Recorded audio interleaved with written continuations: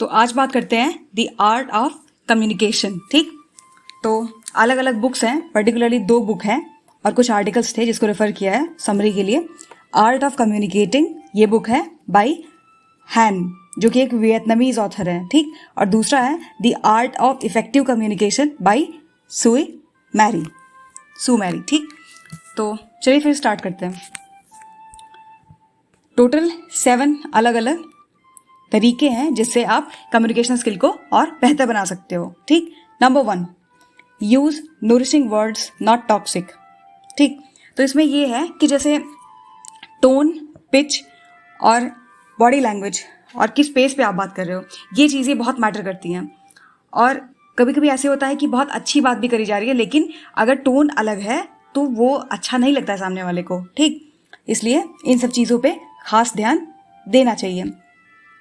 और toxic words क्यों नहीं यूज़ करने हैं, इसका बस यही मतलब है कि जैसे सामने वाले को नीचा दिखाना, ठीक, ये सारी जो क्वालिटीज़ होती है, नेगेटिव क्वालिटीज़, ये अपने अंदर बिल्कुल कम कर लीजिए, क्योंकि ये आपके कम्युनिकेशन स्किल में आगे जाके प्रॉब्लम क्रिएट करने वाले हैं। सो इसका मतलब ये नहीं कि हमेशा मीठा मीठा बोलना है। It's just that use nourishing words जो कि सामने वाले को नर्चर करे। ठीक, number 2, talk to yourself. तो खुद से बात करने इन द सेंस, जैसे खुद से अगर आप बात करते हो तो सेल्फ रिफ्लेक्शन होगा, और उसके बाद जो है आप जब अपने इमोशंस को डीपली समझ पाते हो तो दूसरे के इमोशंस को भी आप डीपली समझ पाओगे, और फिर सामने वाले से जब आप बॉन्डिंग भी बनाते हो वो बहुत डीपर लेवल पे होता है। ठीक, इसलिए टॉक टू योर सेल्फ। और ह्यूमर भी इसी में आ जाता है। तो ह्यूमर पता होगा, इसके पहले वीडियो में भी बात करी थी ह्यूमर के बारे में। तो ह्यूमर एक ऐसी क्वालिटी है जो कई बार, स्पेशली वो अमेरिकन साइकोलॉजिकल रिसर्च में, ये एक जर्नल था, पब्लिश हुआ था, उसमें था कि जिन लड़कों को ह्यूमर बहुत अच्छे से आता है, हंसी मजाक वगैरह की क्वालिटीज़ जिनके अंदर बहुत ज़्यादा होती हैं, वो ज़्यादा अट्रैक्टिव होते हैं।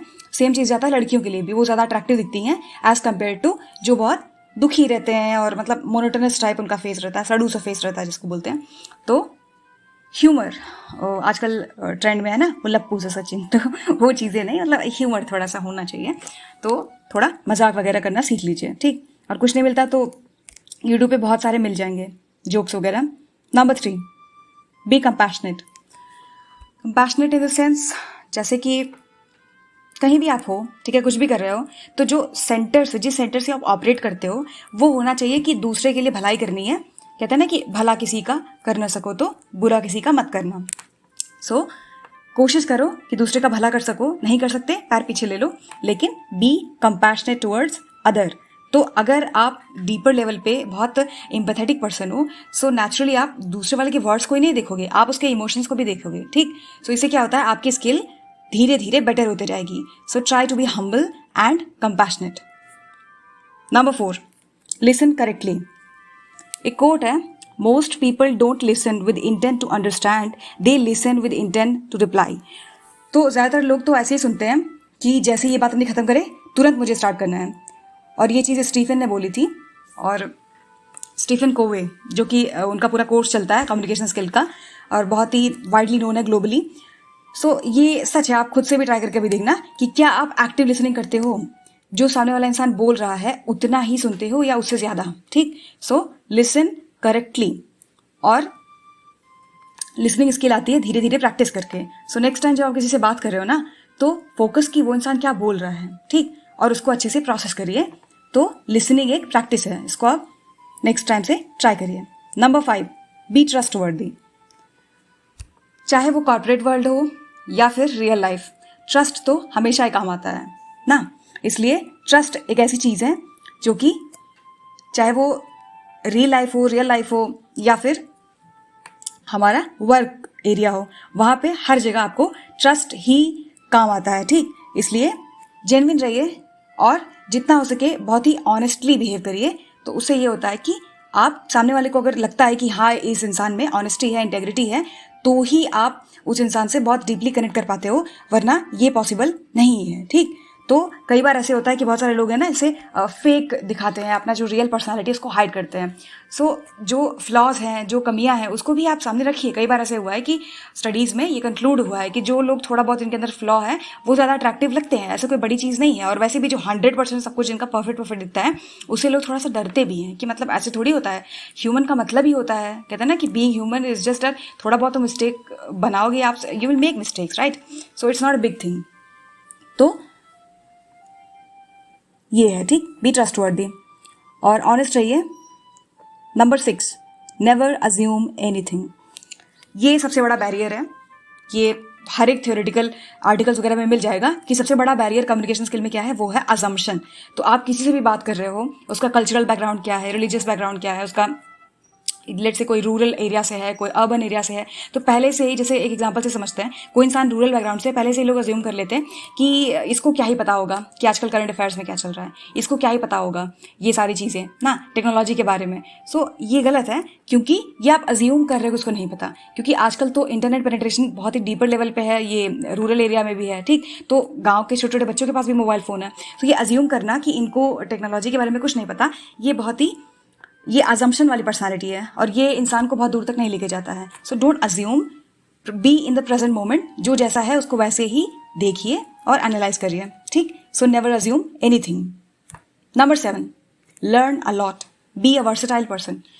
एक सबसे अच्छा एग्जाम्पल होगा, जैसे इसमें एग्जाम्पल ले सकते हैं हम सुषमा स्वराज जी का, ठीक, और एस जयशंकर जी का, और विवेकानंद का, जिद्दू कृष्णमूर्ति जी का, और ऐसे बहुत सारे ओरेटर्स हैं जिनका कम्युनिकेशन स्किल बहुत बहुत मतलब बोल सकते हैं कि ऑलमोस्ट रैंक 1 के जैसे है। बहुत ये लोग एडवांस लेवल के ओरेटर्स थे। रीज़न ये था कि इनके वाइड इंटरेस्ट, बहुत ज़्यादा अलग अलग एरिया में इनके इंटरेस्ट थे।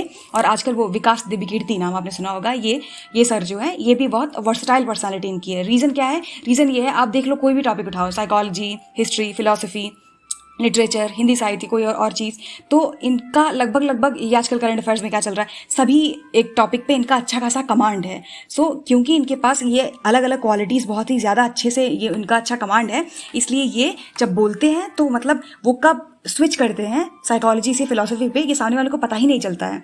सो इससे क्या होता है, इंसान ज़्यादा अट्रैक्टिव लगता है और ये एक अच्छा तरीका है अपने कम्युनिकेशन स्किल को और बेहतर बनाने का। So keep learning for ever, ठीक। और कुछ कोटेशंस थे, जैसे communication is the life line of any relationship. तो बिना अच्छे कम्युनिकेशन स्किल के आप कोई भी रिलेशनशिप बिल्ड कर ही नहीं सकते हो। अब आप कहोगे कि थंबनेल पर तो कुछ और ही देख के आए थे, यहाँ तो ज्ञान मिल रहा है। तो देखिए, ये बुक की समरी ही है, और अगर आपका कम्युनिकेशन स्किल ही अच्छा नहीं है तो आप चाहे वो मम्मी पापा के साथ रिलेशनशिप हो, भाई बहन के साथ हो, या फिर पार्टनर वगैरह, ठीक है, कहीं भी आप अच्छा परफॉर्म नहीं कर सकते और अच्छी बॉन्डिंग भी नहीं बनेगी। सो ये ऐसा नहीं है कि आपने आज सीख लिया कम्युनिकेशन स्किल तो ये सिर्फ और सिर्फ एक चीज़ के लिए, डेटिंग के लिए, शादी के लिए, इसी के लिए, ऐसा नहीं है, हर एरिया में काम आता है, ठीक है। और एक बहुत अच्छा कोट था, टॉकिंग डजंट मीन कम्युनिकेटिंग। आप ऐसे ही बकवास करे जा रहे हो, इसका बिल्कुल मतलब नहीं होता कि आप कम्युनिकेट कर रहे हो। कम्युनिकेट इन द सेंस आप वैल्यू एडिशन कर रहे हो सामने वाले की लाइफ में जब आप बात करते हो, ठीक। और एक तरीका होता है। और अगर आपको जानना है कि बेस्ट कम्युनिकेशन स्किल क्या होता है, ओशो के वीडियोस पड़े होंगे, लेक्चर यहाँ पे यूट्यूब पे आप देख सकते हो, तो देखना आप कि कितना अच्छा कम्युनिकेशन स्किल है ओशो का। रीज़न यही है कि वो बहुत एविड रीडर थे। So try to read a lot, क्योंकि रीडिंग से आपकी पर्सनैलिटी इन्हांस होती है। और कुछ अच्छा कोट होगा तो स्क्रीन पे लिख दिया जाएगा, जैसे once you can communicate with yourself you will be able to communicate outwardly with more clarity, the way in is the way out. ये है ना जो वियतनामीज ऑथर थे, ठीक है।